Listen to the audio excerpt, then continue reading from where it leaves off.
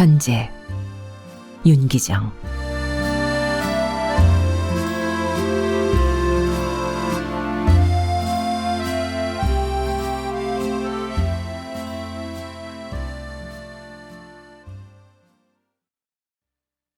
가물에 비를 기다리는 농군의 마음이란 비할 데 없이 안타깝고 눈물겨운 일이다. 솔개미 그림자만 지질이 탄 땅 위로 스칠라치면 행여나 구름장인가 하는 무슨 기적이 아니면 유행수를 바라는 듯한 반갑고도 일면 조마조마한 생각에 끌려 무사람은 재빠르게 허공만 헛되이 지어다본다. 다른 애 같으면 거의 2벌 김이나 나갔을 터인데 금년엔 어찌나 가물던지 초복이 가까워도 제법 모 한 폭이 꽂아보지 못한 이 근처 마을 사람들은 불안에 쌓여 있다. 생전 비라고는 안 올 듯한 날씨가 거듭할수록 군데군데서 일어나는 물싸움만이 더욱 소란해질 뿐이요. 오늘도 복년의 집에서는 이른 아침밥이 끝난 다음 그의 아버지는 활등같이 굽은 등에다가 가래를 둘러매고 개울로 나갔고 그의 어머니는 겨우내 눈이라고는 오지 않는 데다가 지독한 강추위로 해서 다 얼어 죽다시피 된 갈보리를 다른 식구들은 생각지도 않고 거들떠보지도 않지만 먹이에 하도 궁하니까 그래도 좀 건져 먹을 게 있을까 하고서 낫을 들고 보리밭으로 나갔고 복례의 남편인 감룡이는 용두레질을 하려고 바로 자기가 붙이는 논두렁 옆 웅덩이로 나간 다음 복례는 밥 먹은 설거지와 여기저기 귀살머리 적게 벌려놓은 군지러기를 걷어치우는 동안 올봄에 겨우 100날 지낸 아들놈이 7살 나는 제 누이에게 안겨서 젖달라고 보채다 못해 나중에는 악 파듯 우는 바람에 치우던 것을 건성건성 보살피고는 자지러지게 우는 어린애를 딸년 금순이에게서 받아가지고 마룻끝에 걸터앉아 젖꼭지를 어린애 입에다 물렸다.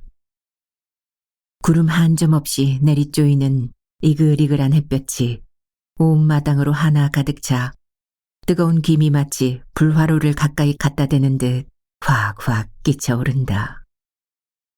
더운 기운에 숨이 컥컥 막힐 지경이다.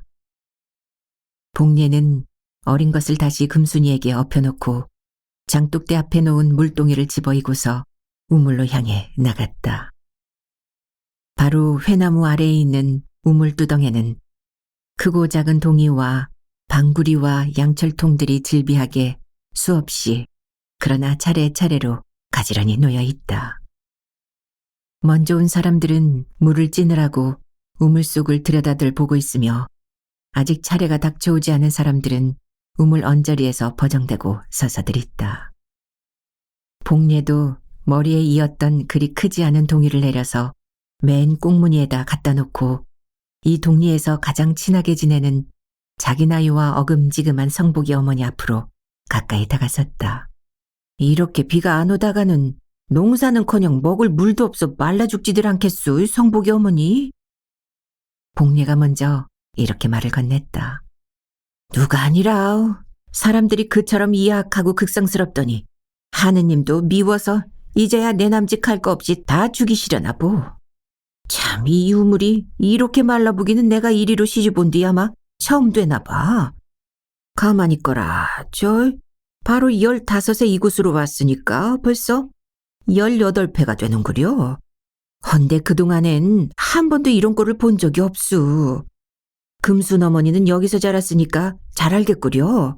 그래 그전에도 더러 이런 물난리가 있었수? 웬걸 나도 철난 뒤로는 이 우물이 이처럼 말랐던 생각은 안 나는데 그러우. 어디 이렇게 물난리가 났다구. 어쨌든 지독한 가뭄이요. 이제는 군데군데 후비적거려 놓은 웅덩이조차 고나마 아주 말랐다는구려. 아무리 가래질들을 해서 도랑을 깊이 파도 봄바닥에 물이 있어야 말이지. 참 기막히고 딱한 일들이요. 이제는 못자리에 간신히 물을 대던 것도 그나마 먼지가 나겠구려. 오죽해 관청에서도 비만 오거든 줄모고 뭐고 그만 내버려두고 막 꽂아나가라고 했답니다. 참 아까 어디 갔다 오다 보니까 금순아버지도 웅덩이에 고이는 물이 신신치 않아서 용두레 자루만 쥐고 어이없이 멀거니 서서 계십대다. 어제도 온종일 용두레하고 씨름만 했지 논바닥으론 물을 불과 얼마 되지 못했다고 그랬는데 오늘은 더군다나 안 그렇겠소. 이러다가는 말뚝물을 내다시피 한 노루꼬리만한 것 고나마 배 한틀 구경 못하려나 보. 폰만 공연히 아였지. 우리 아버지도 사흘째 내리두고 가래질만 죽도록 했다 뿐이지 실상 댈 물이 있어야 하지 않겠소. 그리고 도랑을 팔수록 물이 나서 논바닥으로 자꾸 물을 대야만 힘은 들어도 신이 날 텐데 그렇지 못하니까 가래질들은 하다 말고서 내 논 남의 논 할 것 없이 쩍쩍 갈라지는 논바닥에 노란 꽃이 핀 모포기를 어안이 벙벙해 바라다 보고만 서서들 있습대다. 정말 큰일들 났수. 내 남직 할 것 없이 빚은 태산같이 짊어지고 농사는 외표를 치면. 성복 어머니는 이렇게 말을 하고 난 다음 저기 불안한 기색을 얼굴에 나타낸다. 그가 가래질 이야기를 하는 동안에 복례는 제대로 딴 생각을 하고 있었다. 개울 바닥으로 가래질을 나간 자기 아버지 생각이 불현듯 머리에 떠올라 물들 차례도 아직 멀었고 해서 성복 어머니 내 저 건너 개천에 좀 갔다 오리다. 개천엔 벼랑간 왜 가려고 그러우? 집에 아버지도 가래질을 나가셨는데 어찌 됐는지 궁금하구려. 가보기는 가보마는 거기도 별로 신통치 않으리다. 아무튼 잠깐 다녀오겠소. 복례는 머리에 썼던 수건을 다시 고쳐매면서 우물 쪽을 등지고 천천히 걸어간다. 어허, 하느님도 야속도 하시다. 물이 아주 졸아붙은 개울바닥에 들어서서 한가운데를 우묵하게 파 도랑을 내느라고 가래질을 매기고 섰던 복례의 아버지는 구름 한 점 없이 말쑥하게 개인 생전 비라곤 한 방울 안 올 듯한 하늘을 쳐다보다가 자기도 모르는 사이에 저절로 이런 말이 입 밖으로 스며 나왔다. 그의 말에 뒤를 따라 가래줄을 잡아당기던 두 젊은 사람도 하던 일을 잠깐 멈추고 볕이 쨍쨍이 내려 쪼이는 하늘을 눈부신 듯이 쳐다보면서 비 내리시는 걸 아주 잊어버리신 게죠. 한 젊은이가 이렇게 말을 하니 또 한 사람이 맞장구를 친다. 오다가다 소나기도 안 와. 참 하느님도 망령이 나셔서 비 주시는 걸 잊으신 게야. 정말이지 사람이 이렇다면 싸움이라도 할 게야. 그러게 말일세. 가물에는 산돌림도 없는가베. 이따금씩 한 소나기 쫙쫙 했으면 그래도 날 텐데. 복리 아버지는 이런 말을 하고 나서 쉬었던 가래자루를 다시 내민다. 두 젊은이도 거기 맞춰 느지러졌던 줄을 또다시 잡아당긴다. 그의 깊이가 한자나 실이 되게 퍼내려가는 우묵한 도랑에서 모래 섞인 지직한 흙을 연해 끌어올리고들 있다. 허나 물은 바닥에 깔려서 이제는 스미는 물조차 신신치 않아 자작자작하게 겨우 신육만 흐른다. 어제보다도 아니 아까보다도 흐르는 물은 깊이 파면 깊이 팔수록 점점 줄 뿐이다. 갈수록 기막힐 노릇이지만 한 방울 없이 졸아붙을 때까지 파보겠다는 듯이 잠시 한때 게을리하지 않으며 그렇게 쉬지도 않고 부지런히 가래질을 하고 있다. 복례가 아버지 하고 부르며 달려든다. 그의 아버지는 가래질을 매기면서 고개만 딸에게로 돌려 너 웬일이냐? 하고 묻는다. 아니에요. 그저 왔어요. 그저 왔다니 그게 무슨 소리야? 물을 길러 왔는데요. 물꾼이 하도 많아서 한참 기다리겠게 그저 설설 왔어요. 어머나 이렇게 깊이 팠는데도 요게 무슨 물이야 이게. 움푹하게 파진 도랑을 어이없다는 듯이 들여다본다. 예, 말 마라.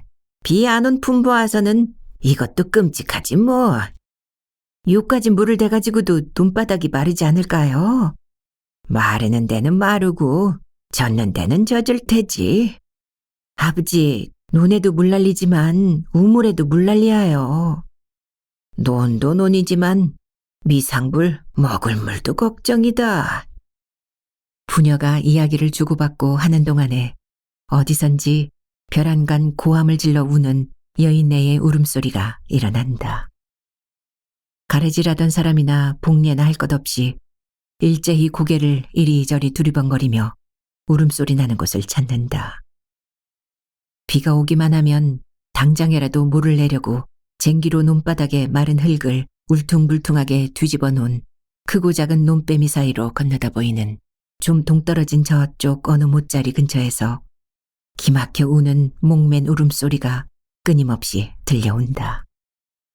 복례가 자세히 바라보니 그 못자리는 만복인의 못자리며 우는 사람은 만복 어머니다. 만복 아버지는 작년 겨울에 몇 해째 내리두고 앓던 해소병으로 그만 죽고 말았다.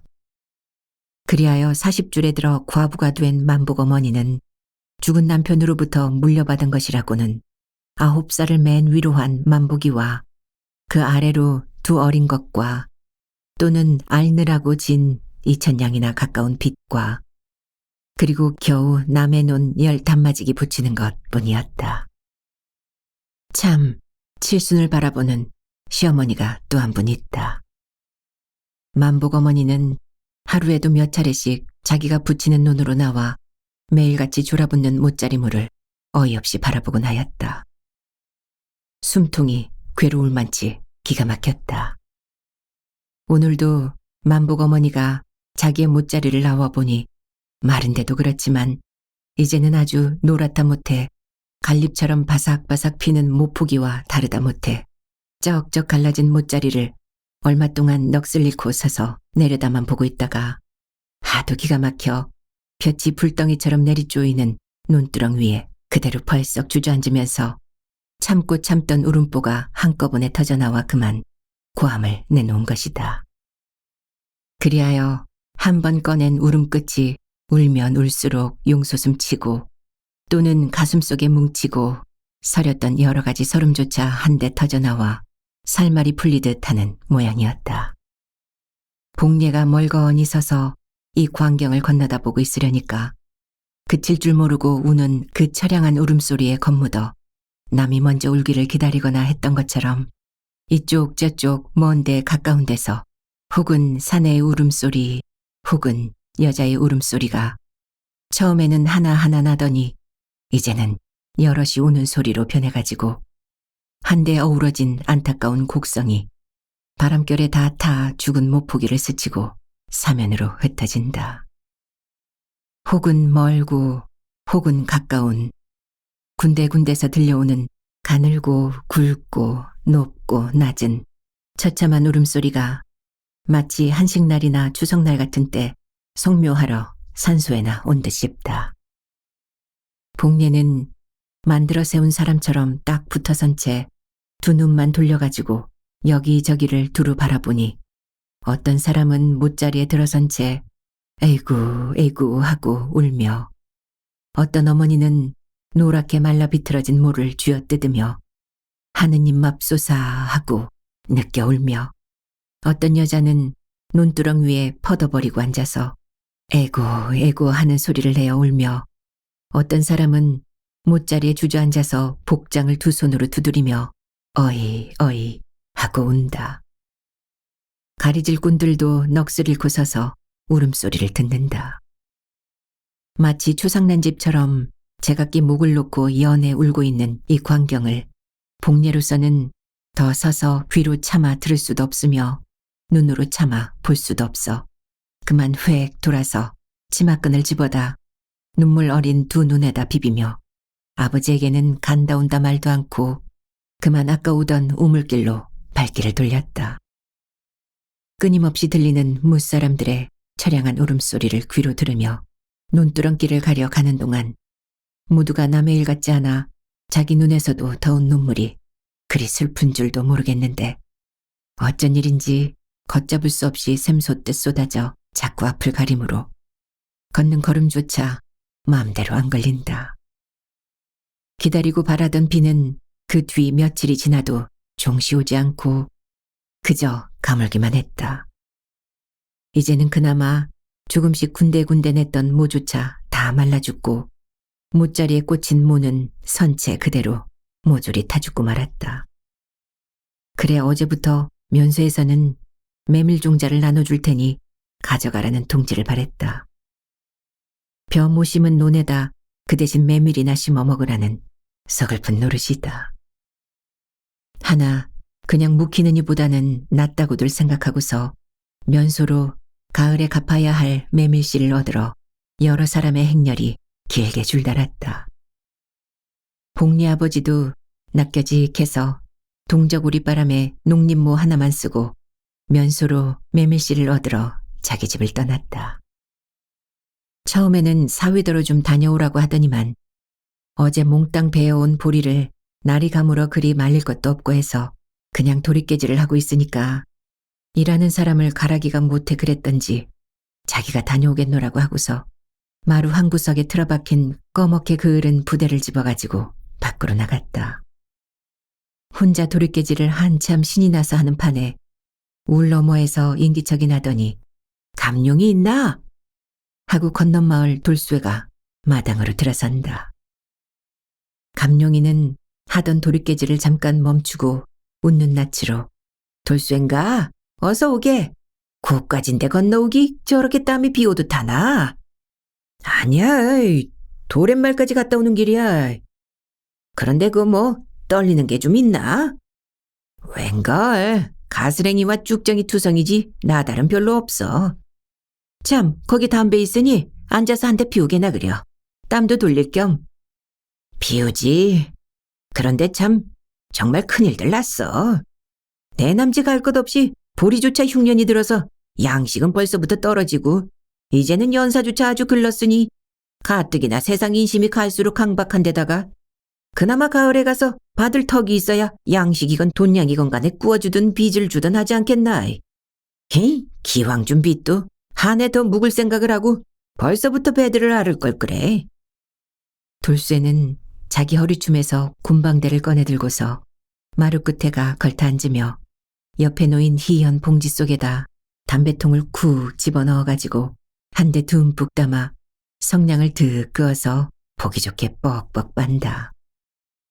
감룡이는 다시 도리깨질을 하면서 말대꾸를 한다. 지기 없는 놈은 꼭 굶어 죽었지. 별 수 없이 꼭 굶어 죽었어. 우리네란 농사만 외패를 치면 무슨 용빼는 재간이 있어야 말이지. 설마 삿입에 거미줄 칠라고. 설마가 사람 죽인다네. 하늘이 무너져도 솟아날 구멍이야 있다고 하지만 굶어 죽지 않고 살려니 이 고생이 오죽한가. 참, 자네 내일부터 나하고 같이 일 가지 않으려나? 무슨 일인데? 어디야? 감룡이는 일자리가 있다는 바람에 귀가 번쩍 뜨여 한창 신이 나서 내리치던 도리깨질조차 멈칫했다. 한데 품값이 좀 적어서 나도 갈까 말까 하고 망설이는 판일세만. 저 동산골 큰 내 있지 않은가? 거기 철도 다리를 다시 놓는다는데 인부를 퍽 많이 쓴대. 하지만 이 연사가 아주 글러지니까 사람들이 암치대가리에 개미 덤비듯 엄청나게 몰려와서 하루에 겨우 35전씩밖에 더 안 준대. 그래도 놀고 먹는 이보다도 낫지 뭐야. 단돈 10전이라도 버는 거니까. 그러나 날마다 일이 차례에 돌아오기나 할까? 그것은 염려 없을 듯하이. 어째서? 도렛말 이서방 있지 않은가? 바로 그 사람이 감독 아래 도십장으로 있다니까. 가기만 하면 일이야 걱정 없이 하게 되겠지. 그러면 내일부터 같이 가보기로 하세. 집에서 펀둥펀둥 놀기만 있으면 뭘하나? 어디 노는 셈 잡고 며칠 다녀볼까? 같이 다녀보세나 그려. 그럼 그러세. 여기서 30리 길이 꽉 되니까 내일 새벽에 일찌감치 우리 집으로 오게. 꼭 가지. 아니 그런데 왜 벌써 이러서? 담배는 한 대 더 피우지 않고. 그만 가봐야겠네. 콩밭도 갖고 와야겠고. 그럼 내일 또 만나세. 살펴 건너가게. 돌쇠가 간 지 얼마 안 돼서 물동이인 복례가 앞을 서고 그 뒤에는 그의 어머니가 따라 들어온다. 그래도 뭐 좀 털리나? 장모가 도리깨질을 연방하고 섰는 사위를 바라보면서 말을 건넨다. 웬걸입쇼? 아주 센치 않은걸요. 도저히 여물었어야 말이죠. 감룡이는 그만 도리깨질을 쉬고서 한 옆에 놓인 갈퀴를 집어가지고 이리저리 흩어진 집북대기, 쭉정이, 가스랭이, 그리고는 약간의 여문 나다를 한데 긁어모으기 시작했다. 장인께서는 어디 가셨나? 복례 어머니는 한 귀퉁이에서부터 쓸어 들어온다. 면소에 메밀씨 가지러 가셨어요? 절더러 다녀오라고 하시더니만 지가 이것을 하니까 아마 대신 가셨나 봐요. 잘 됐네. 자네는 이것을 맞춰놓고서 점심이나 좀 떠먹고 고추밭을 매주게. 네, 그러죠. 둘이서 그렇게 이야기를 주고받으며 흐트러진 것을 부지런히 한 군데로 모아놓는다. 복례는 또다시 빈 동이를 이고서 마당을 지나며 어이, 북덕이 천지지 어디 나달이라곤 뱀뱀하우 어머니 하고 쌀이 문 쪽으로 사라진다.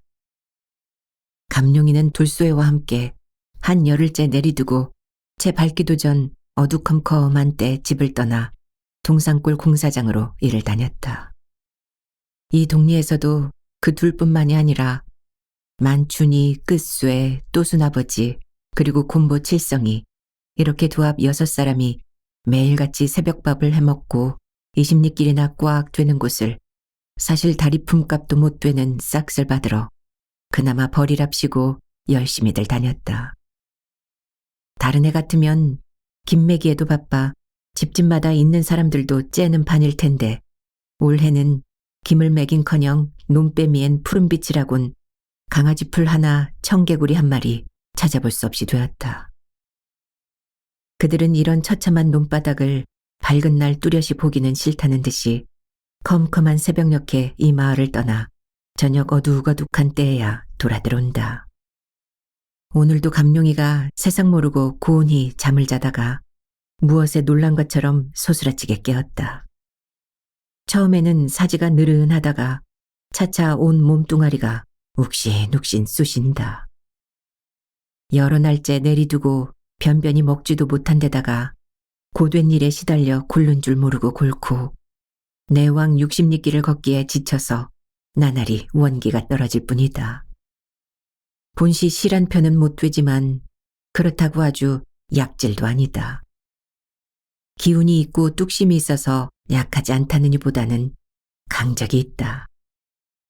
어렸을 적부터 남의 집살이와 이내 눌러 이리저리 굴러다니는 머슴살이로 일이 아주 고래 배어서 총가의 일은 그리 무섭고 두려울 게 별로 없다가 매일같이 먼 길을 걷고 힘붙이는 등짐을 연일 내리져서 새벽녘 일터로 가려고 일어나려던 몸이 천근 같고 안 아픈 데가 별로 없어 방바닥을 떨어지기가 죽기보다 싫었다.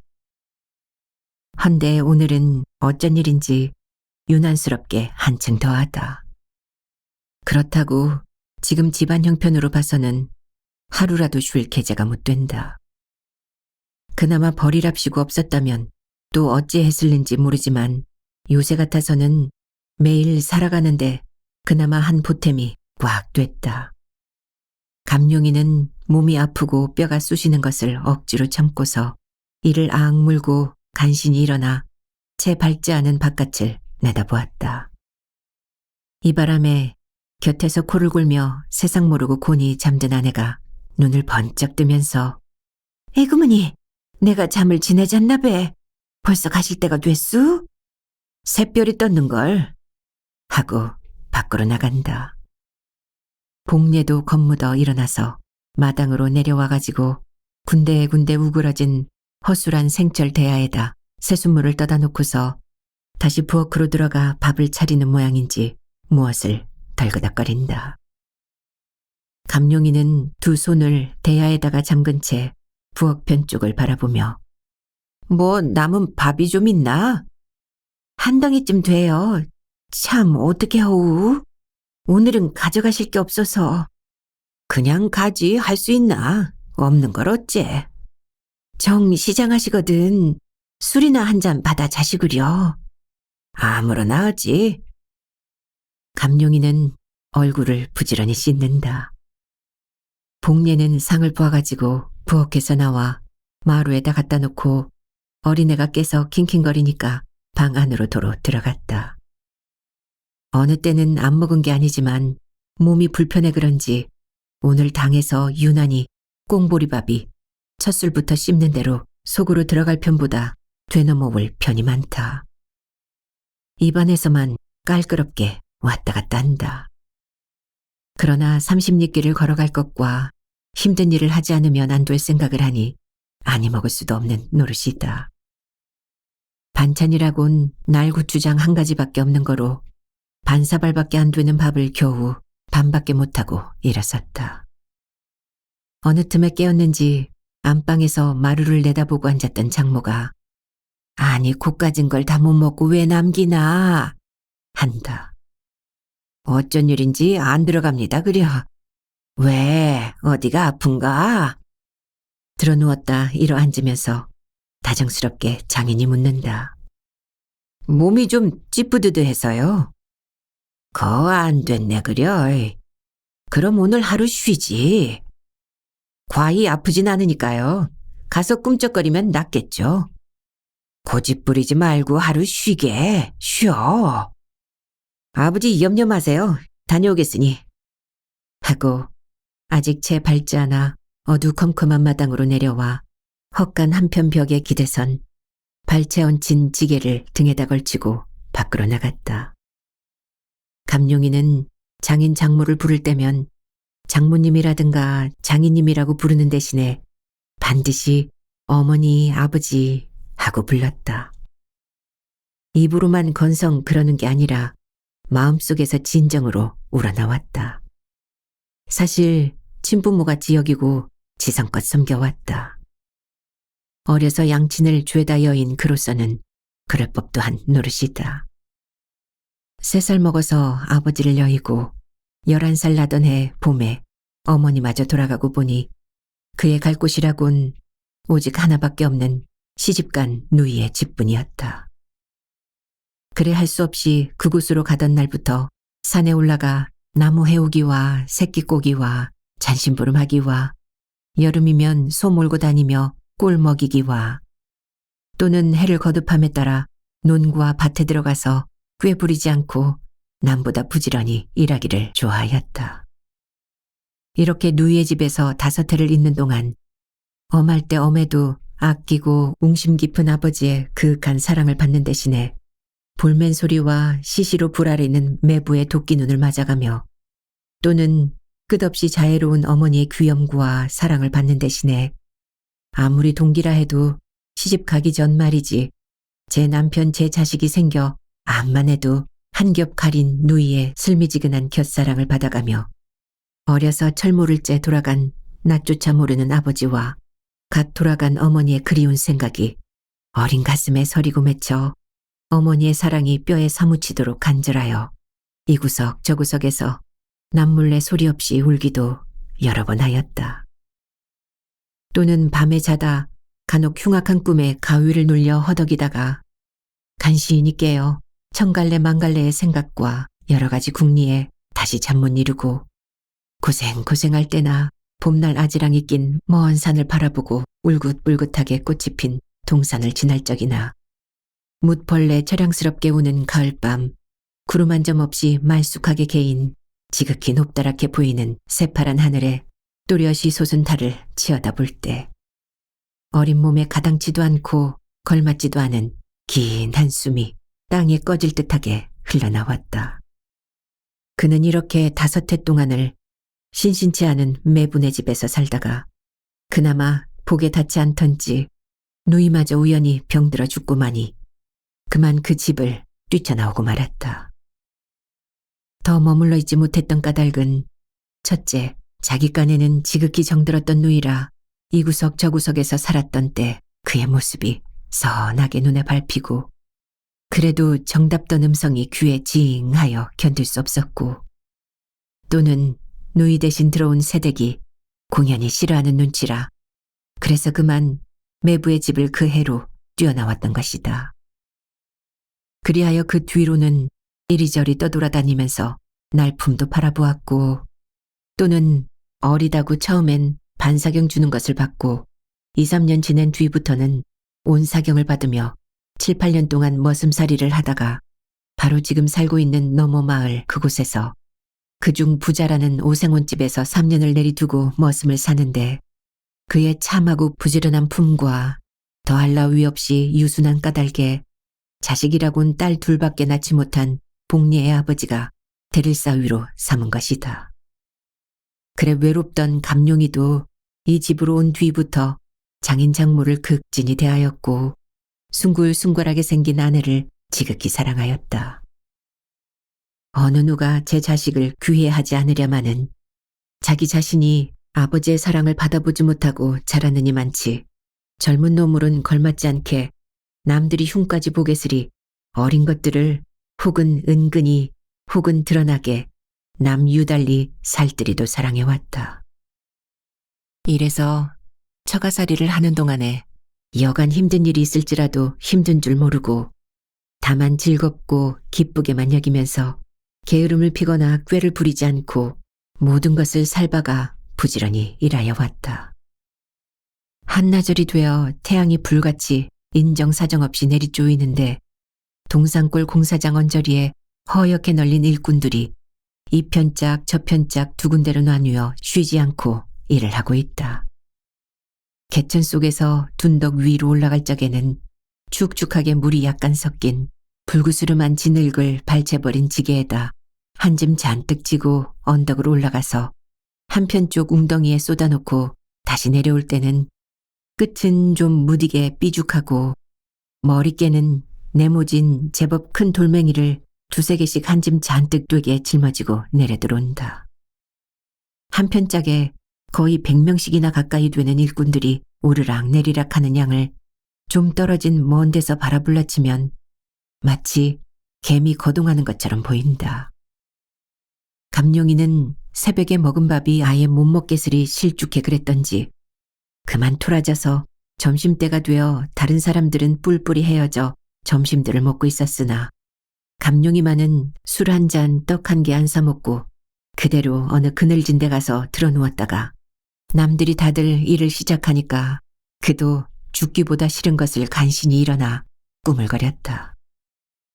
이따금씩 다리가 허청에 가 놓이는 것 같이 허청허청하고 약간 현기증도 일어난다. 그런 것을 억지로 참고서 다시 일을 시작한 후 몇 번을 간신히 오르내렸다. 반나절이 넘었으니 그대로 돌아갈 수도 없고 해서 죽을 힘을 다해가지고 돌멩이를 또 한 짐 지고 내려와 한 옆에 부려놓고 부삽을 집어들어 흙을 지게 위에다 퍼담았다. 앞서보다는 적으면 적었지 많지는 못한데 지고 일어서니 아까보다 무척 무겁다. 하지만 다시 내려서 덜 수도 없는 노릇이라 그대로 앞선 사람의 꽁무니를 따라 언덕을 향하고 걸었다. 아마 언덕 중간쯤 올라왔을 때다.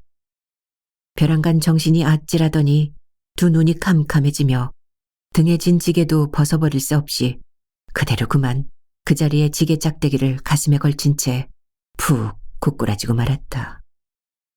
하마터면 바로 그 뒤미쳐 올라가던 사람도 엎드러진 감룡이에게 걸려 넘어진 그 위를 덮어누를 뻔한 것을 간신히 모면했다. 이 모양을 본 여러 사람은 와짝 달려들어 일변 지게를 벗기며 한편으로는 흙을 헤치는 등 이렇게 한참 법석을 한 후 그를 일으켜 앉히려고 했으나 까무러쳐서 인사 정신 모르는 모양이다.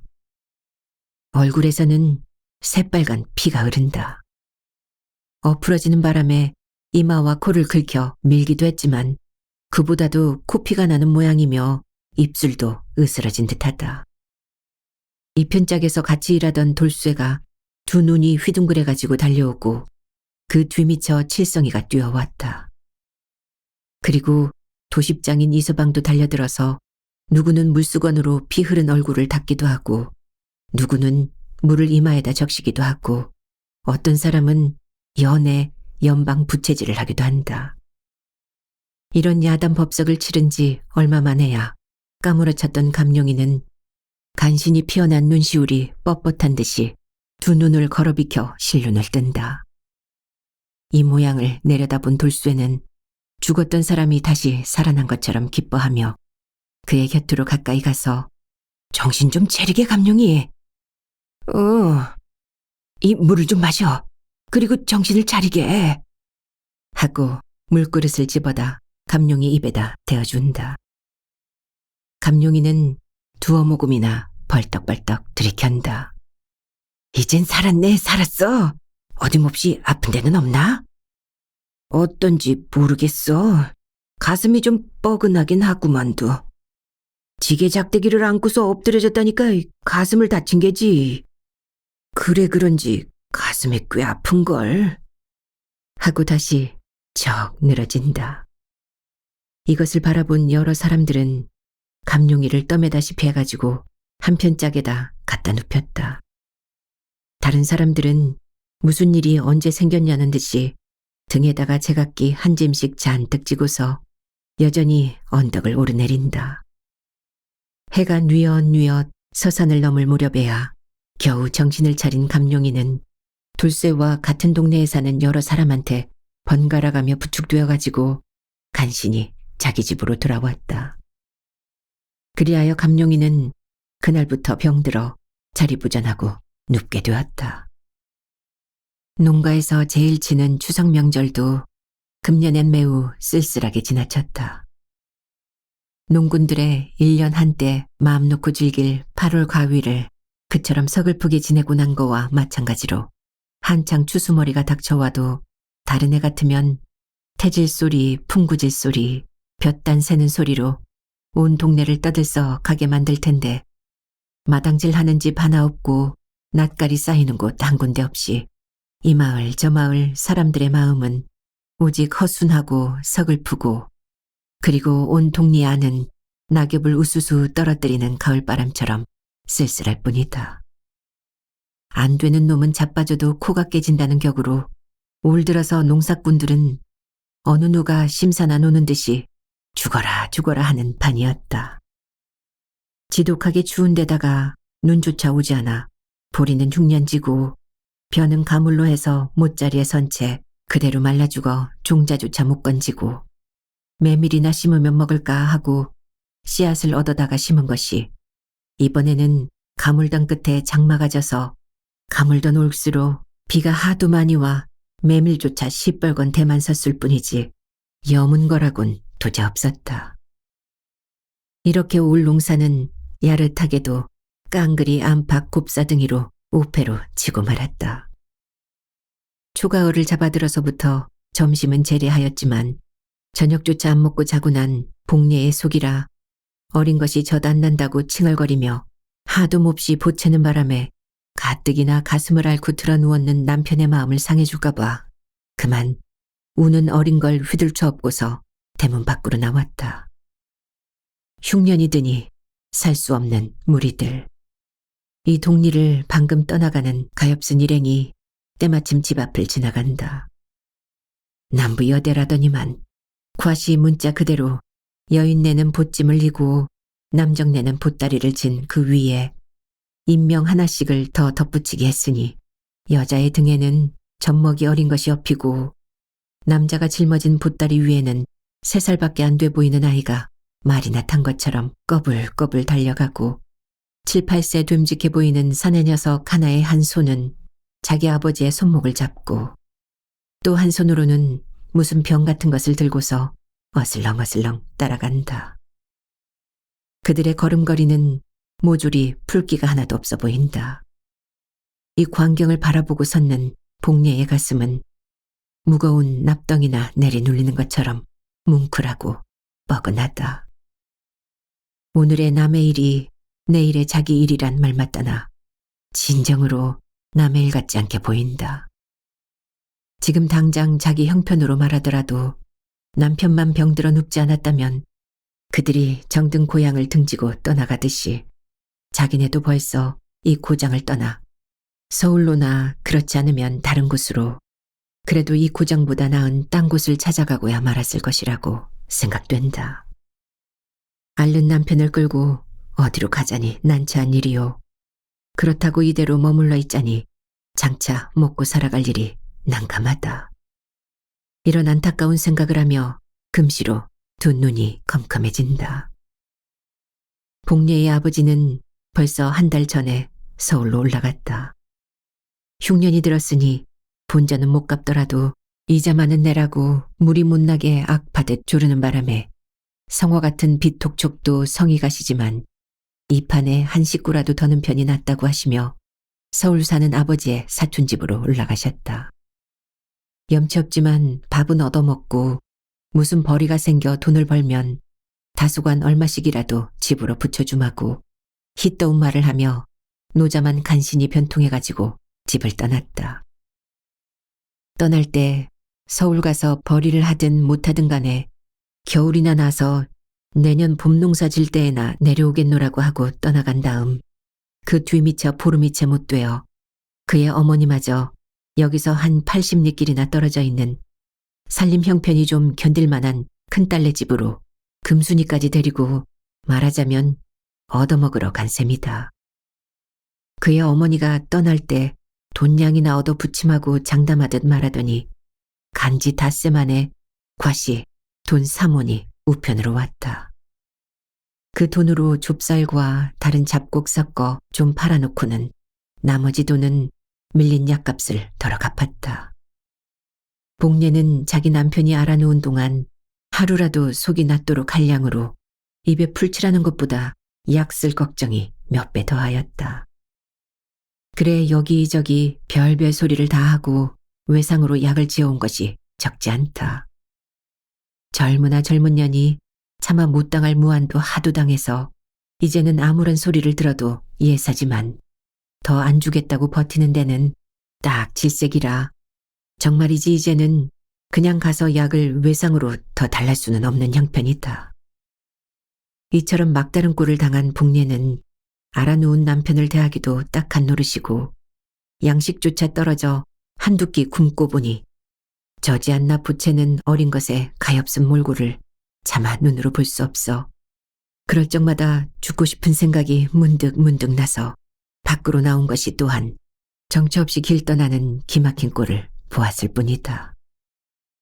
어느 틈엔지 등에 엎여 찡얼거리던 어린 것이 잠들었는지 아무 소리가 없으므로 복례는 다시 발길을 돌이켜 안으로 들어와 방에다 누이려고 방문을 열고 들어서니 아랫목 쪽에 눈을 감고 반드시 드러누웠던 남편이 눈을 뜨면서 어린 것 자나? 아마 자나보. 그 저지 안 나서 그렇게 칭얼댔지? 저지 아주 피껍데기인데 뭐. 등에 엎였던 어린애를 가만히 내려서 자리에 눕힌다. 어쩌녁도 안 먹고 잤으니 안 그렇겠소. 하고 떴던 눈을 다시 스르르 감으며 잼쳐 앓는 소리를 한다. 남편의 앓는 소리를 듣고 앉았는 복례의 가슴도 아프다 못해 저리다.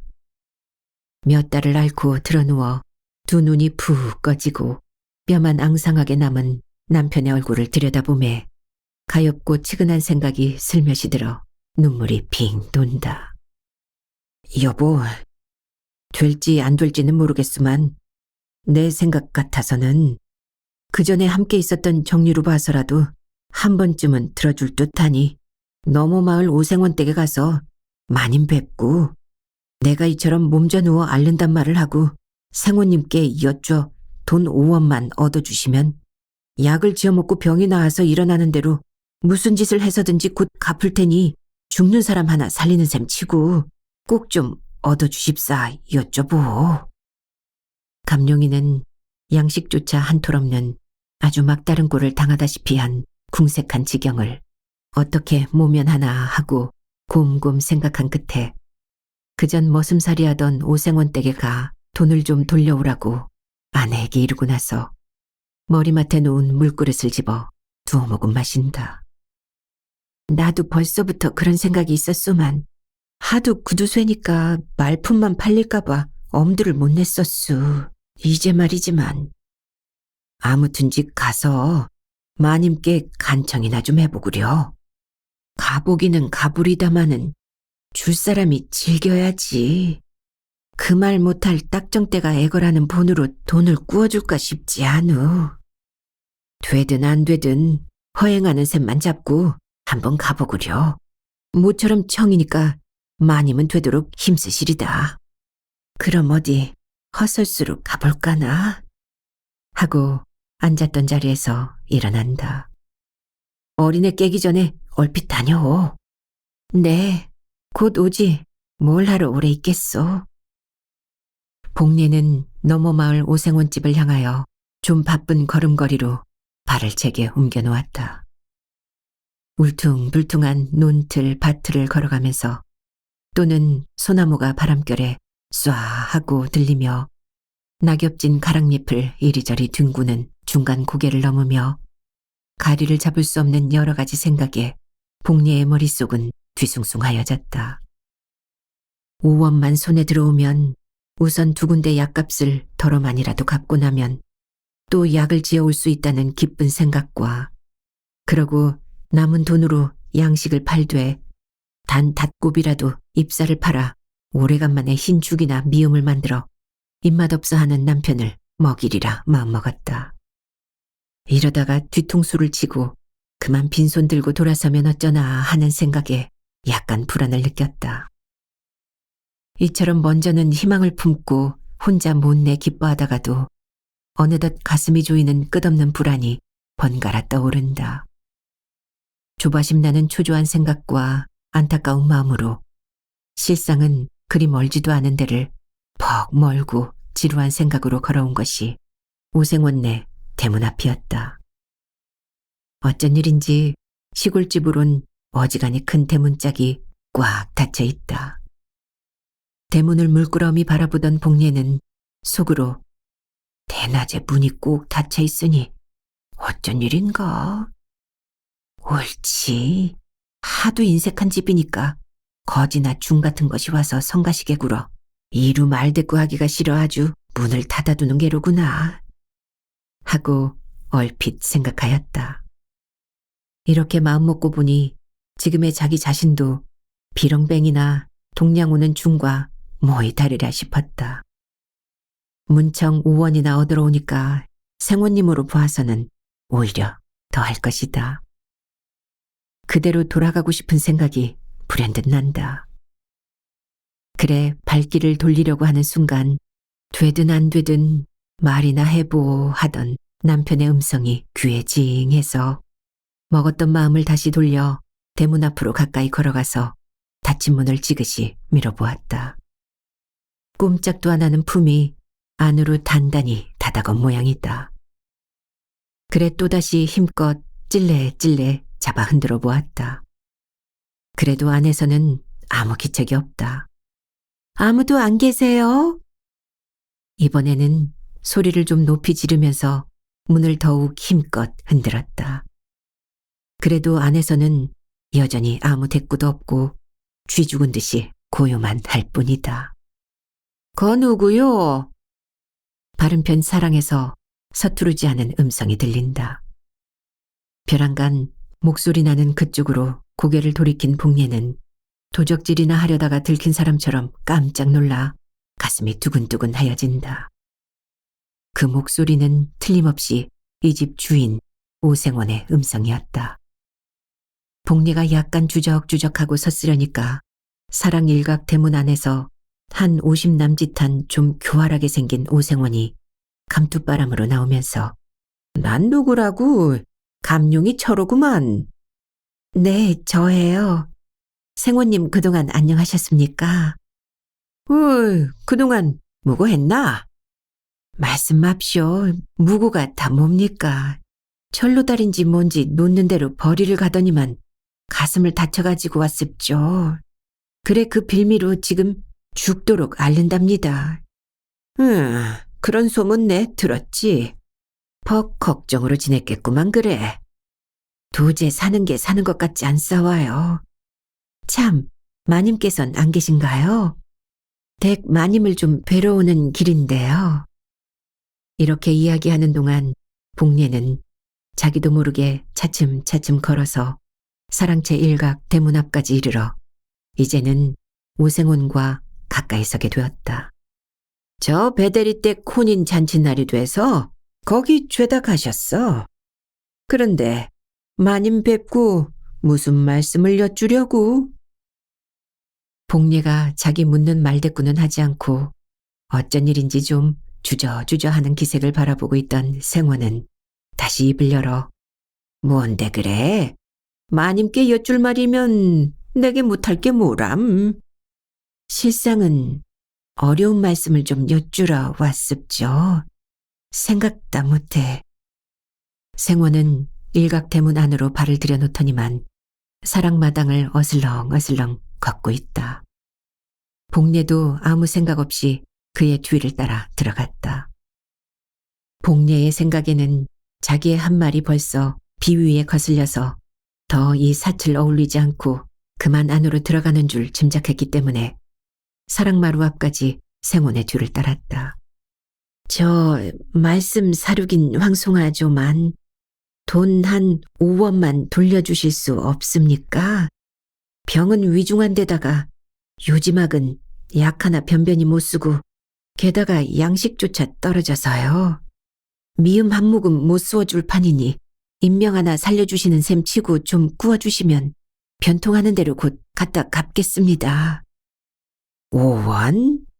네, 그런 말 나올 줄 알았지. 어디 돈이 있나 보고. 아주 시원스럽게 말을 하면서 말쑥하게 발은 사랑방 안으로 들어가더니만 마루 기둥에 기대선 복례의 눈에는 보이지 않으나 벽장문 여는 소리, 열쇠 꾸러미 꺼내는 소리, 그 다음에는 자물쇠 여는 소리가 번갈아 난다. 잼쳐 덜그럭하고 귓장문을 열어 젖히는 소리가 유난히 크게 난다. 생혼의 모습이 다시 나타나는데 그의 손에는 지전 한 장이 쥐어져 있었다. 이것을 바라보고 섰던 복례의 생각은 일변 기쁘면서도 인색하기로 소문난 오생원이 자기의 말 떨어지기가 무섭게 이처럼 선선히 돈을 가지고 나오는 데는 한편으론 의심쩍은 생각이 든다. 또 한편으론 아무리 구두쇠로 유명한 오생원이지만 자기가 수삼년 부리던 사람이 죽게 됐다니까 그래도 사람이라 인정이 아주 없지 않아 서슴지 않고 돈을 돌려주나 하고 진정으로 감사하였다. 그리고 아까 길에 올 적부터 진정할 수 없이 불안하고 초조하던 마음이 금시에 시원하고 춤이라도 출 것 같이 어떻게 기쁜지 모르겠다. 몇백 번이라도 오생원님께 절을 하고 싶다. 방에서 돈을 가지고 나온 생원은 마룻바닥에 가 도사리고 앉으며 자기 앞에다 5원짜리 한 장을 솜씨 있게 쫙 펴놓더니만 곁눈질로 복례의 얼굴을 흘낏 쳐다본다. 복례는 생혼의 시선을 마주 받아들일 나위도 없이 거무스름하고 푸른 지전장에만 눈이 팔렸다. 지전을 생전 처음 구경하는 사람처럼 돈만 뚫어질 듯이 한참 쏘아보고 서서 있다. 오생원이 복례의 얼굴을 이번에는 똑바로 쳐다보며 빙그레 웃는다. 복례는 생원이 가지고 나온 돈을 곧 자기에게 주지 않고 앞에 놓은 채 머뭇머뭇하는 까닭은 무슨 증서라도 써야겠다고 말을 꺼낼 텐데 그게 좀 거북해서 저러나 보다고 마음먹었다. 그래 생원의 말 떨어지기만 고대하였다. 그리고 어서 저 돈을 자기 손에 쥐어보고 싶었다. 저 아무도 없어. 나 혼자뿐이야. 복례는 생원의 하는 말이 무슨 의미인지 자세 몰라서 네? 몹쇼? 하는 말이 떨어지자마자 어느 겨를엔지 복례의 가냘픈 손목이 생원의 억센 소나귀에 들었다. 잠깐만 방 안으로 들어가. 생원의 말소리는 약간 떨렸고 몰아쉬는 숨소리도 뚜렷이 거칠어졌다. 이 어른이 망령이 나셨나? 왜 이러셔? 복례는 이제야 오생원의 모든 흉계를 알아차렸다. 그래 잡힌 손목을 힘껏 뿌리치려고 애썼다. 생원은 더욱 단단히 쥐며 그러지 말고 내 말만 들어. 해로울 건 없을 테니. 이 말에 복례의 두 눈은 또다시 마룻바닥에 놓인 지전 위로 쏠렸다. 그래 손목을 잡힌 채 망설였다. 한때 욕을 보고 돈을 얻어서 당장 옹색한 것을 필 것이냐. 그렇지 않고 돈 때문에 몸을 더럽히고 여자로서 몸을 망쳐 내내 더러운 년이 되고 말 것이냐. 어떻게 할까 하고 주저하는 동안 어느 겨를엔지 문득 알아들어 누웠는 몹시 수척해 신육만 남은 남편의 몰골이 눈앞에 떠올라 어른거린다. 아까 집에서 나올 때 죽는 사람 살리는 셈 치고 꼭 좀 얻어주십사고. 이렇게 애걸하다시피 말하는 남편의 음성이 지금 당장 귓속으로 들려오는 것 같고 젖 안 난다고 칭얼대는 어린애의 안타까운 울음소리가 창자를 훑어내리는 듯하게 또는 뼈가 저리도록 귀에 징하게 들린다. 복례는 자기도 모르게 두 눈에 눈물이 서린다. 생혼에 하는 말을 듣지 않으면 마침내 빈손 쥐고 돌아가지 않지 못할 것을 생각하니 기가 막혔다. 그래 한참 동안 이럴까 저럴까 하고 망설이다가 얼마 만에야 전신을 부들부들 떨며 눈물을 머금고 한 가지 옳지 못한 결심을 하고 말았다. 한참 만에 복례가 좀 어프수수해진 머리를 왼손으로 쓰다듬으며 사랑방 미닫이를 열고 조심성스럽게 나올 때에는 벌써 그의 바른 손엔 우원 한 장이 쥐어져 있었다. 바로 등 뒤에서 옹색하거든 또 오게 하는 얄궂고도 밉살머리스런 오생원의 음축맞은 말인 대꾸도 않고 다만 속으로 죽으면 죽었지 또 다시야 하고 굳게 마음먹으며 뒤도 안 돌아보고 빨리 마당을 지나 사랑 대문을 나설 때 두 손은 또다시 머리 위로 가 두세 번 쓰다듬었다. 그리고 무엇을 꺼리는 듯이 사면을 두리번거리며 둘러본다. 복례가 자기 집을 향하고 걸어오는 동안 그의 마음은 지향할 수 없이 무척 괴로워 견딜 수 없다. 땅이라도 파고서 들어가고 싶은 생각이 연거푸 일어난다.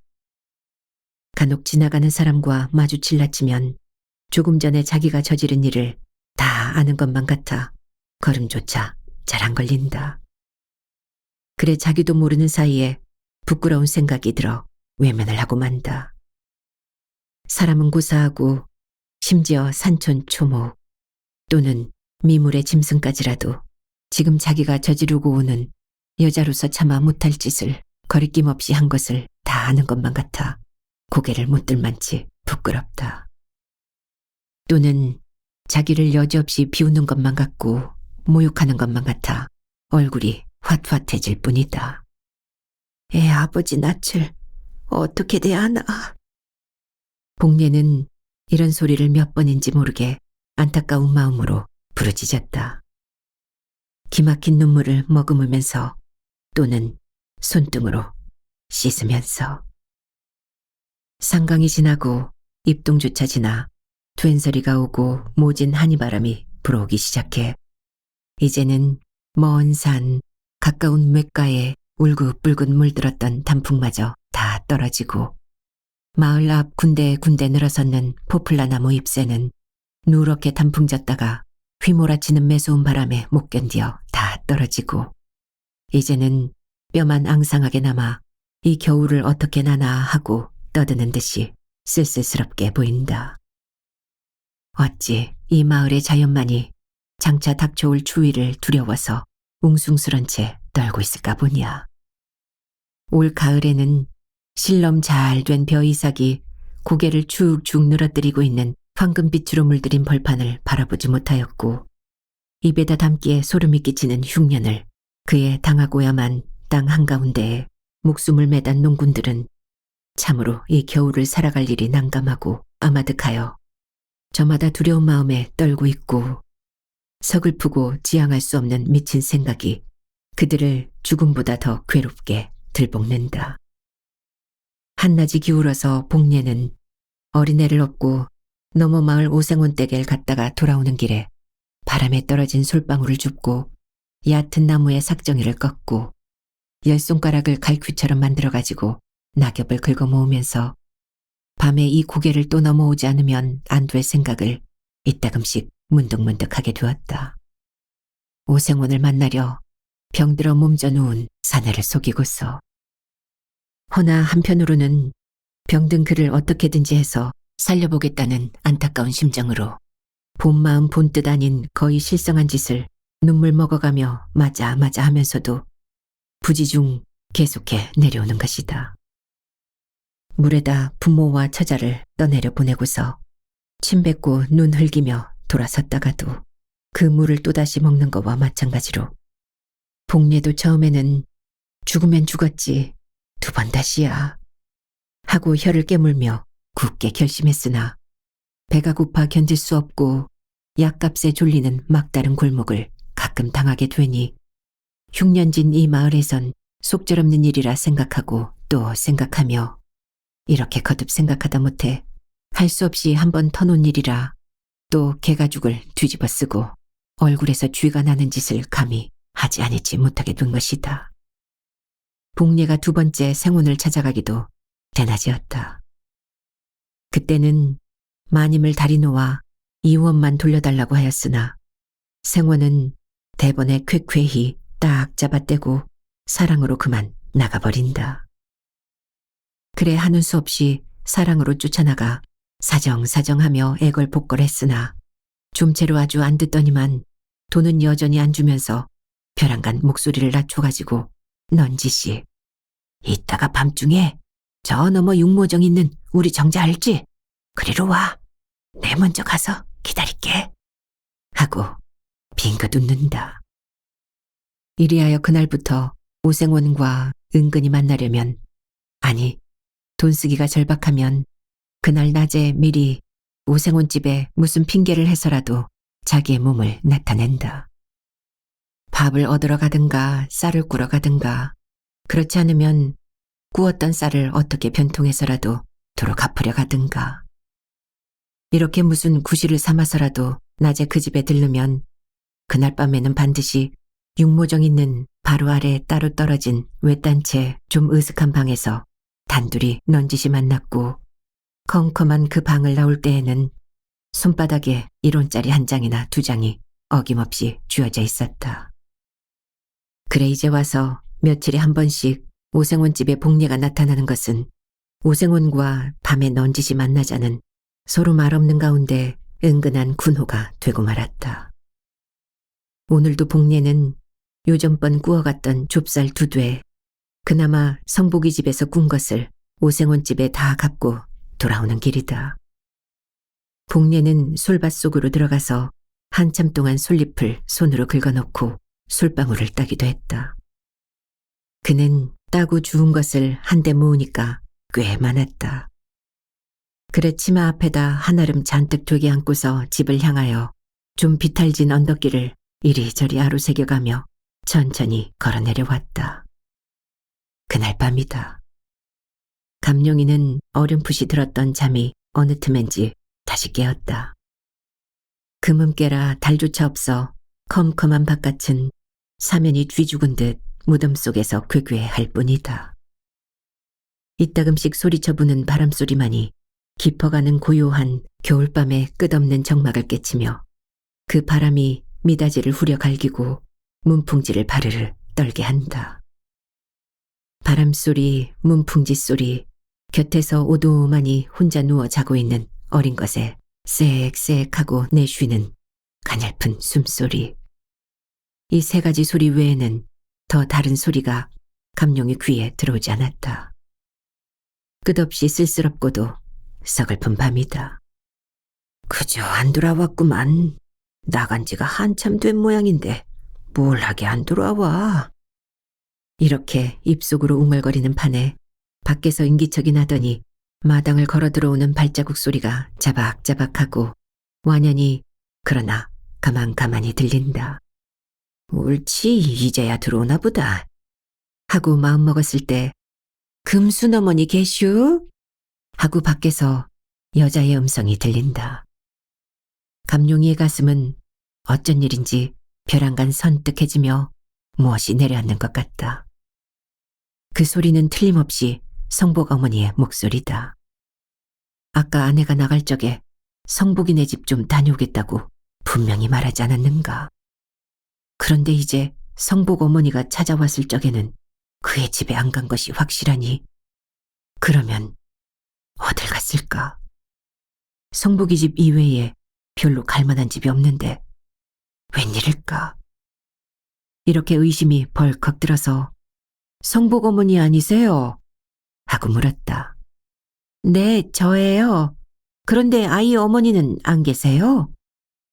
대개 말 간다고 나갔는데 왜 못 만나셨나요?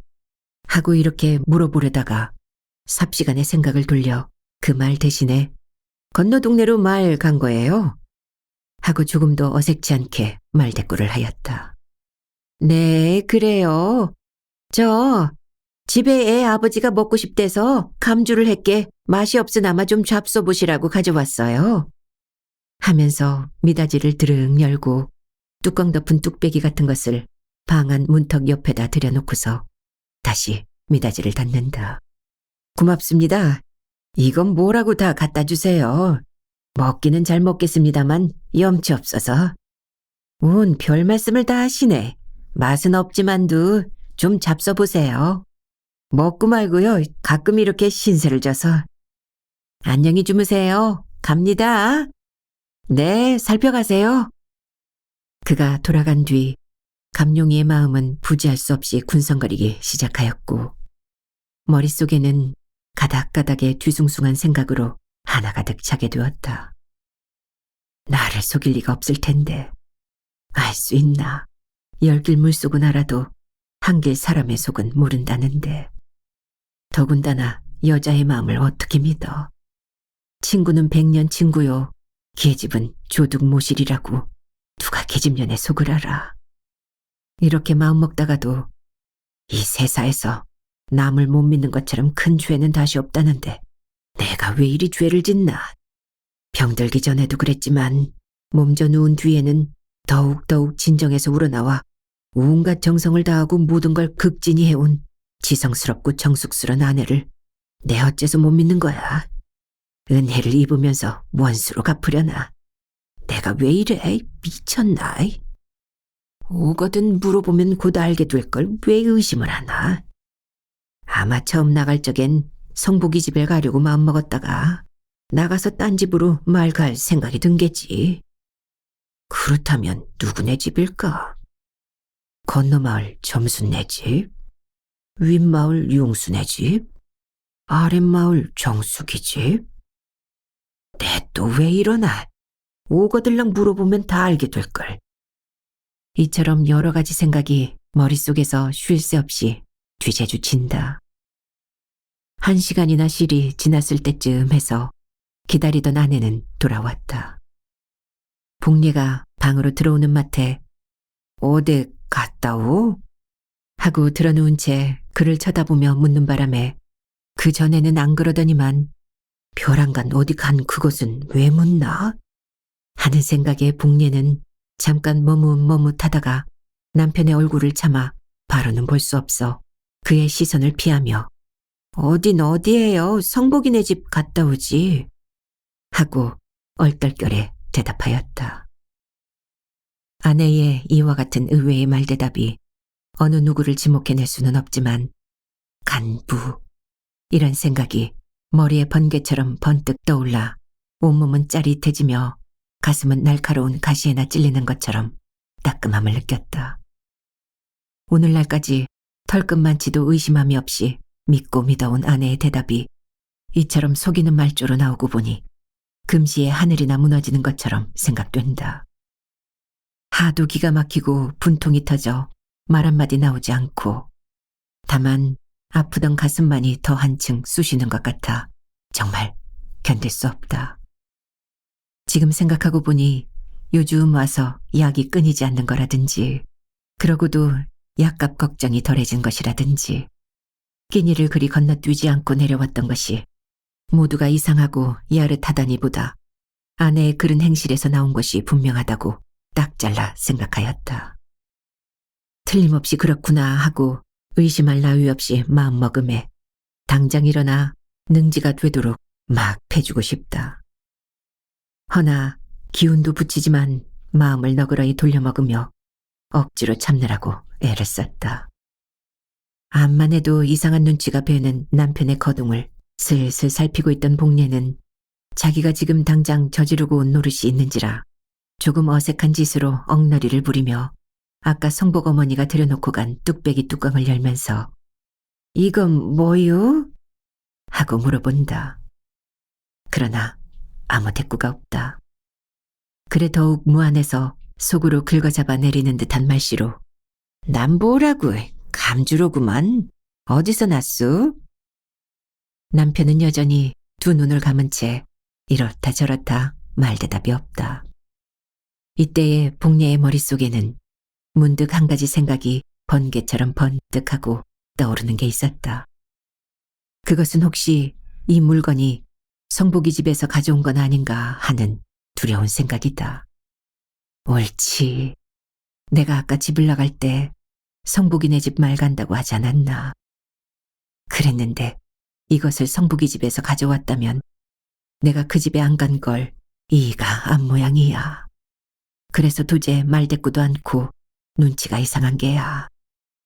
아니 조금 아까 어딜 갔다 오 하고 묻는데도 속은 뜨끔했지만 입으로는 서슴지도 않고 성복이네 집이라고 대답하지 않았나.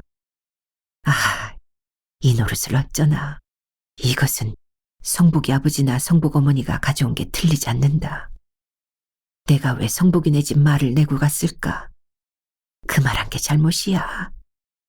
이렇게 생각하고 난 복례는 자기의 몸둘 곳조차 알 수 없으며 이제는 뭐라고 더 말을 꺼낼 용기가 나지 않는다.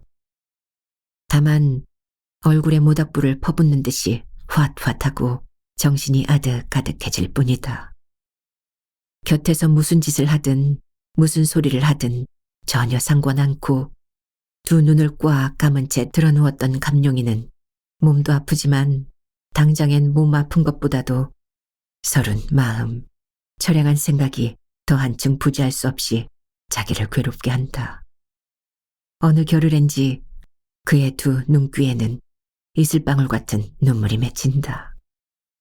이따금씩 코 훌쩍이는 소리가 바늘 하나 떨어져도 들릴 만치 끝없이 고요한 방 안의 끝없는 정막을 깨친다. 얼마 안 가서 어깨조차 들먹거리기 시작하였다.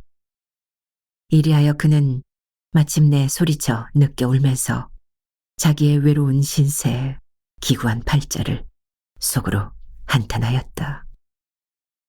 남의 집 머슴살이로 가진 고생을 다 하다가 늦게야 아내를 얻어 아들, 딸 낳고 이제야 겨우 재미있게 살아보겠더니 원수의 가물로 해서 한창 김맬 때 꿈에도 생각지 않던 날품팔이를 하게 만들어 마침내 병들어 눕히고 아내마저 자기를 배반하고 딴 사내 품 안에 안기는 생각을 하니 아내가 무한히 밉고 원망스럽다가도 다시 뭉쳐서 생각하니 모두가 자기의 운명이 기박하여 팔자소관인 듯 싶다.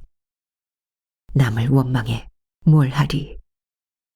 내 팔자 기박하여 부모를 일찍 여의고 남과 같이 살지 못해 지겨운 고생살이를 하루도 면치 못하다가 이제는 병조차 들어 성치 못한 몸.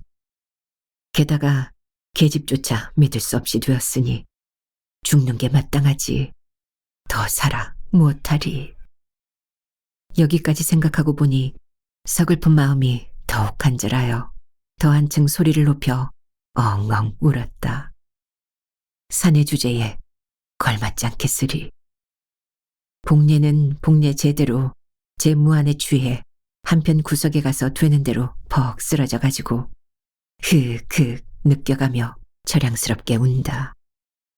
복례는 오늘날까지 단 한 번일지라도 본 마음 본 뜻은 아니었지만 그래도 남편을 속여가며 여러 차례 그런 불의의 짓을 감히 해온 것이 비길 데 없이 부끄럽고 뼈에 사무치도록 뉘우쳐져서 참다 못해 그만 울음보가 터지고 만 것이다.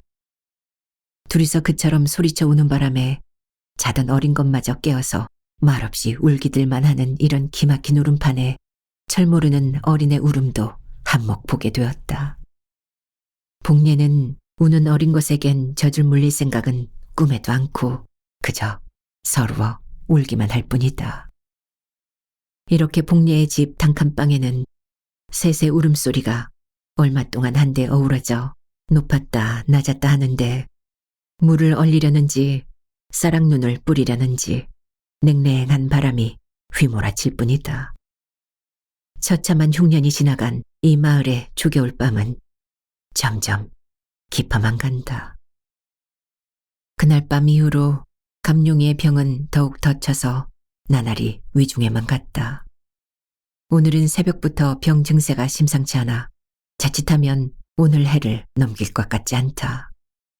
그래 매일같이 하루에 한두 번씩은 꼭 문병 오는 돌쇠가 오늘도 아침나절 찾아왔을 때 복례는 그를 붙들어 앉혔다. 사실은 돌쇠도 들어놓은 감룡이의 모양이 시시로 굴러가는 것을 보고 그대로 떼치고 돌아갈 생각은 없었던 것이다. 자기가 다쳐준 것은 아니지만 제 썰레로 해서 일하러 갔다가 다쳤으므로 그동안에 항상 불안한 마음이 떠나지 않던 차에 이제는 아주 짐이 기울어져 어제와도 다르고 그제와도 달라 기간을 다투는 양으로 보고 있는 돌쇠의 가슴도 어지간히 조바심이 난다. 멀쩡하던 사람을 자기가 죽이는 것만 같아 뼈끝이 저리도록 괴로움을 맛보며 죽어가는 감룡이의 몰골을 긴장한 표정으로 들여다보고 앉아있게 되었다. 어느덧 한나절이 되었다. 돌쇠가 막 온 때부터 가래가 약간 끓기 시작한 것이 점점 심하다가 다시 차차 가라앉자 이제는 아주 가냘픈 소리를 내며 마침내 턱조차 까불기 시작한다. 이렇게 얼마 지낸 다음 눈을 홉뜨기 여러 차례 하더니 유언 한마디 없이 그만 숨이 덜컥 넘어가 사람의 일생이란 이런가 할 만치 싱겁게 운명하고 말았다. 그만 저리 가시죠. 어쩔 수 없이 일 당했습니다. 돌쇠는 옆에 얼빠진 사람처럼 멀거니 앉았는 복례더러 나직이 말했다. 이 소리를 들은 복례는 하도 기가 막혀 눈물 한 방울 안 나오고 다만 캄캄해질 뿐이다. 아주 삽시간이다. 복례의 머릿속에는 한 가지 생각이 번개처럼 떠올랐으니 그것은 단지를 해서라도 죽은 남편을 다시 살려보고 싶은 참으로 정성된 마음을 먹은 것이다. 그래 손가락으로 입을 가져가려다가 문득 또 한 가지 생각이 머리에 떠올랐으니 그것은 지금의 자기 몸이 죽는 남편을 위하여 단지를 해가지고 죽음을 소생시킬 만치 깨끗이 못하다는 것이다. 힘이 더럽힌 몸이 단지를 해 피를 흘려 넣는데야 무슨 효험이 있을라고. 지성이라야 감천이라는데 더러운 년의 몸뚱어리에서 나온 피가 무엇이 지성어린 피가 될까 하고 잠깐 주저하였다.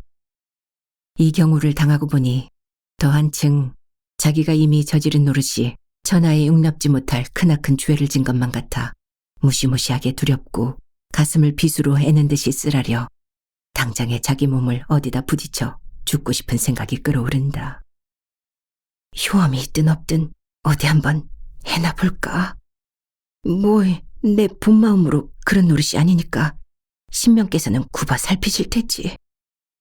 복례는 이렇게 다시 자신있게 마음을 돌려먹고는 더 생각해볼 나위도 없이 왼손 넷째 손가락을 입안에 넣고서 눈을 꽉 감으며 바짝 깨물었다.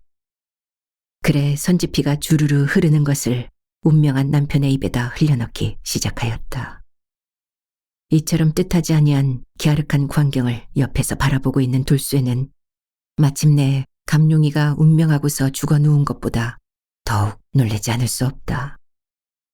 아, 열려다. 돌쇠는 자기도 모르게 입안에서 이렇게 부르짖었다.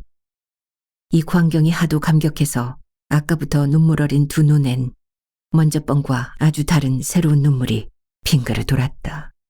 이건 참 지금 세상에선 드문 일인걸. 주체할 수 없는 더운 눈물을 옷깃으로 씻으며 바르르 떨리는 가냘픈 손가락 끝에서 새빨간 선지피가 뚝뚝 떨어지는 것을 노려보며 감룡이가 죽어 누운 것도 꿈속 같고 감룡이 처가 단지를 해가지고 피를 흘려넣고 앉았는 것도 꿈속 같다. 아무리 정신을 차리려도 생시 같지 않게 생각된다. 그래 눈을 좀 더 크게 떠서 바라보았다.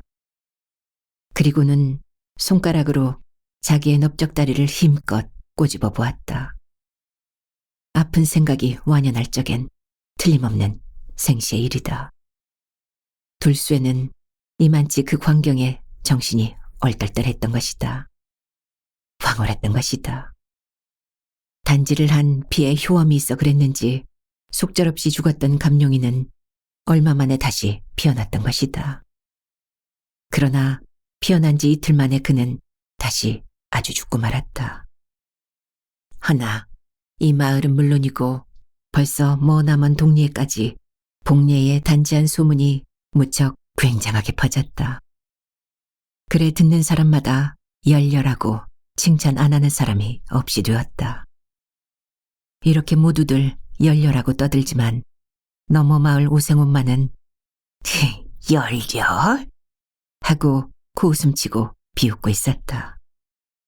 열렸다를 두게 된 서울 갔던 복리의 아버지도 사위 죽었다는 편지를 받고서 즉시 내려왔고 큰딸의 집으로 얻어먹으러 갔던 그의 어머니도 사위 죽었다는 바람에 손녀를 데리고 기급을 해 돌아왔다. 어쨌든 열려인 복리로 말미암아 여기저기서 부조가 꽤 많이 들어와 초상 치르기엔 그리 궁색한 줄 모르고 지낸다. 발인 날이다.